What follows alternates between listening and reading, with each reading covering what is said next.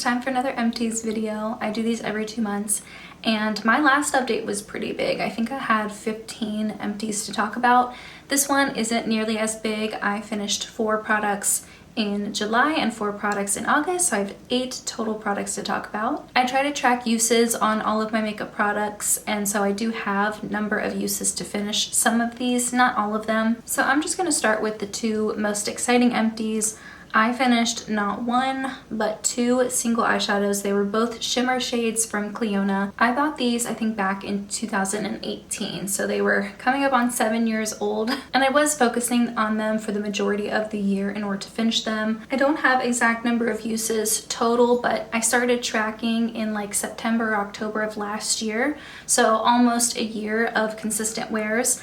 And Aqua Vitae, which was a light shade, a light blue color, I wore 223 times over the course of that year. And Filigree, which was a shimmery, cool-toned, light silvery purple color, I wore 181 times. Aqua Vitae I wore a lot on the inner corners because it was very brightening and just a little hint of blue, so it kind of was an interesting pop of color. I loved both of these. I also wore them as nail polish. Just great shades all around. I'm so glad I got to finish these. They were 2 of my oldest eyeshadows in my collection, so that feels good. The next one I guess I don't feel as good about because it wasn't my favorite product, and it was a mini of the Vieve Skin Dew Glow Multitasker. It had a golden sheen to it. I talk about this more in depth in my full face of Vieve video. The reason I didn't like this is because of its texture. It was very sticky and thick feeling. I remember one time I tried to put it all over my face like a glowy primer, and it felt awful. I had to wash it off. It was so heavy. It was like trapping the heat in my face. And so from then on, I would occasionally wear it as a glowy primer right on the top of my cheekbones under foundation. Often I would mix it with a liquid or cream blush to add more of a glow, or maybe take down the pigmentation of that blush. But honestly, I was just kind of doing that to find a way to enjoy it and eventually to finish it. I'm glad I only had a mini. It still took me 127 uses to finish this. No offense to this product, but good riddance. The next product I finished up I liked better, and this is from What's Up Beauty. It's the Wind Dancer Pressed Setting Powder. I was in the shade Light. I think a lot of the powder products from What's Up Beauty are talc free, and they're also cruelty free and vegan. By the time I started wearing this, I had been exclusively wearing the RC No Color powder, which is a translucent powder.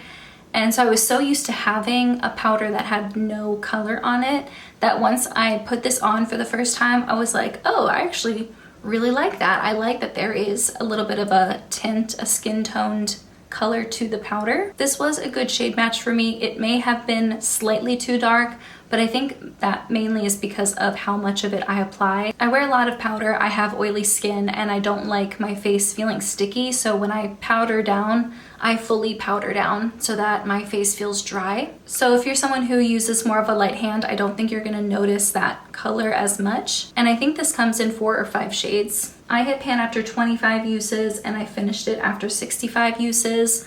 I feel like that's pretty on par with other pressed powders that I have that I use to set my whole face with.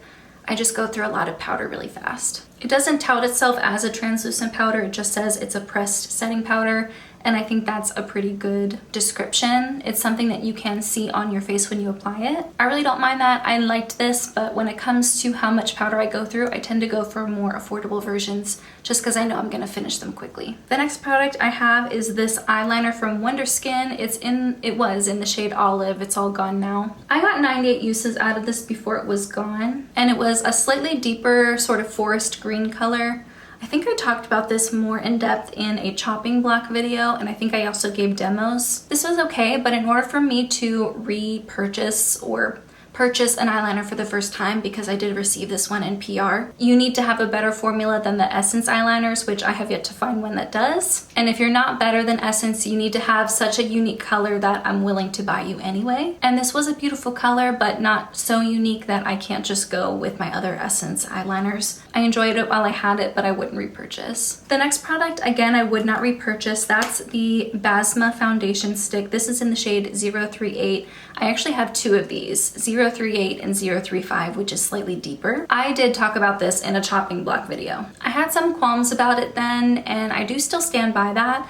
However, I have changed up my skincare routine, and my skin is significantly better texture-wise than it was when I filmed that video, and so I don't find I have as much trouble with it as I did before. However, I don't think a $40 foundation should only work for you if you have like really great skin or a really smooth skin texture. Unfortunately, I did not get to track how many uses I had. Like I said, I have 2 of these, and I was switching back and forth with them, and I think I accidentally counted the wrong number of uses to the wrong foundation because they're just so similar. And because of that, I don't know how much I've used either of them. If you only use a little bit at a time, like you are more of a minimalist when it comes to foundations, you probably won't go through it as quickly as I did. I ended up having to put it pretty much all over my face in order to get the level of coverage that I wanted, because this is a relatively low coverage product. I'm gonna use up the other Basma foundation that I have when I am having like a really good skin day. Maybe I don't have a lot of redness, but this is certainly not my favorite foundation I've ever worn,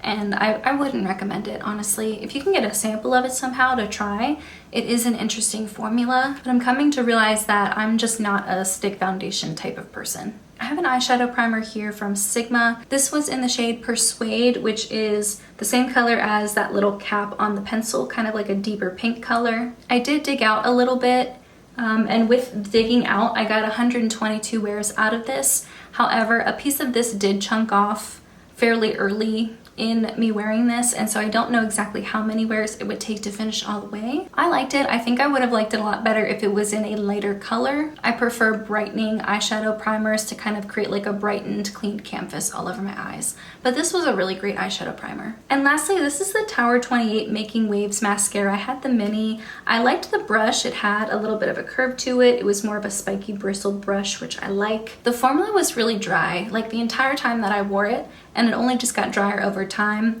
I didn't find that it was very buildable, and I typically only wear mascaras for 3 months before I move on to the next one, and by the time 3 months was up, I was more than ready for this to be moved out. I'm now wearing a more wet formula. I'm wearing a mascara from Wonderskin, and I like it a lot better. I think I'm just glad to not have a super dry formula anymore. And that's it. This is gonna be a relatively short update. I think my previous update and the update before that were much larger. I went through more products organically at that time. 8 products is still great. I just have a lot of products that aren't like almost finished in my collection currently, so I can't say for certain whether or not my next update will be bigger or smaller. Regardless, I really appreciate you taking the time to watch. I hope you have a wonderful rest of your day. Thank you again for joining me, and I will see you in my next video.